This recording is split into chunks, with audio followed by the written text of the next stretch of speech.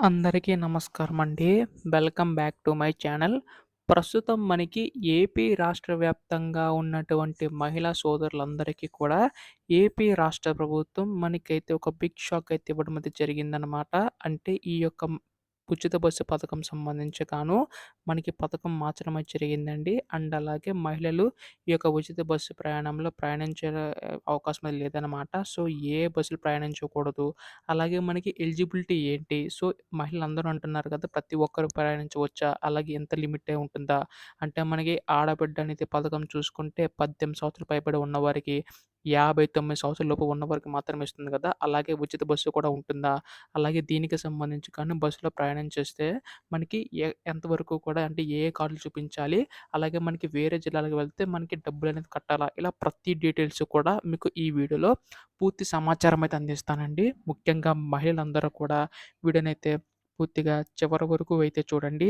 అంతకంటే ముందు కొత్తగా ఎవరైనా మన ఛానెల్‌ని చూసినట్లయితే దయచేసి వెంటనే ఛానెల్ అయితే సబ్స్క్రైబ్ చేసుకోండి మిత్రులారా. దీని ద్వారా నేను పెట్టే ప్రతి చిన్న లేటెస్ట్ అప్డేట్ కూడా మీరు ఎప్పటికప్పుడు ముఖ్యంగా తెలుసుకోగలుగుతారు.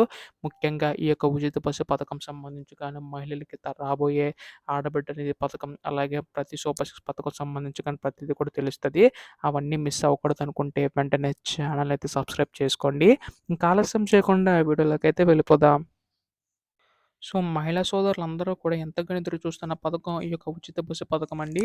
ఈ యొక్క పథకం సంబంధించి ఏపీ రాష్ట్ర ప్రభుత్వం ఈ ఉచిత బస్సు పథకాన్ని కాస్త స్త్రీ శక్తి పథకం కింద మార్చడమే జరిగిందండి.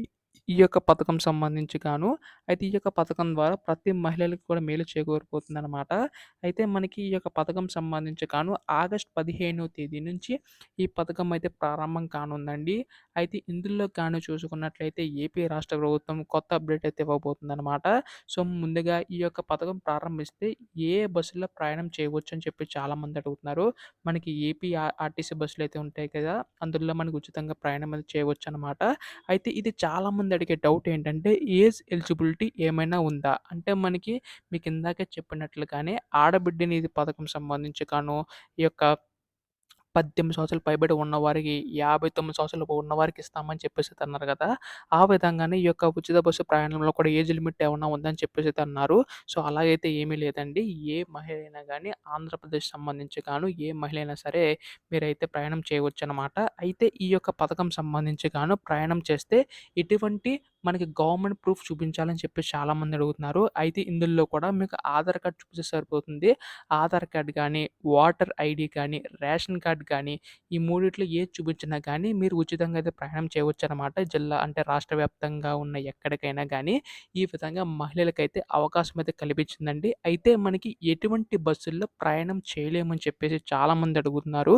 అయితే ఏపీ ఆర్టీసీ బస్సులు కాకుండా ఏసీ బస్సులు గానీ, డీలక్స్ బస్సులు గానీ, అలాగే మనకి ఈ యొక్క సూపర్ ఫాస్ట్ సంబంధించి ఆ బస్సులకు సంబంధించి ఏమన్నా ఉన్నా గానీ మనకైతే ప్రయాణం చేయలేమనమాట. ఓన్లీ ఆర్టీసీ బస్సులో మాత్రం ప్రయాణం చేయవచ్చండి. అయితే మనకి చాలామంది అడిగే డౌట్ ఏంటంటే, మనకి పక్క రాష్ట్రాలకు వెళ్తే అక్కడ కూడా మనకి బస్ టికెట్ వేస్తారని చెప్పి అంటే మనకి టికెట్ అనేది కట్టాలని చెప్పేసి చాలామంది అడుగుతున్నారు. అంటే సపోజ్ మీరు ఇక్కడ చూసుకున్నట్లయితే విజయవాడ నుంచి హైదరాబాద్ వెళ్ళాలనుకుంటున్నారు. విజయవాడ నుంచి హైదరాబాద్ బోర్డర్ వరకు కూడా అంటే మనకి ఆంధ్రప్రదేశ్ సంబంధించి బోర్డర్ వరకు కూడా అక్కడి వరకు కూడా ఫ్రీ టికెట్ అండి. అక్కడి నుంచి మీకు మళ్ళీ టికెట్ అయితే తీస్తారో అక్కడ మీరు ఏదైతే డబ్బులనేవి పే చేయవలసి ఉంటుందన్నమాట.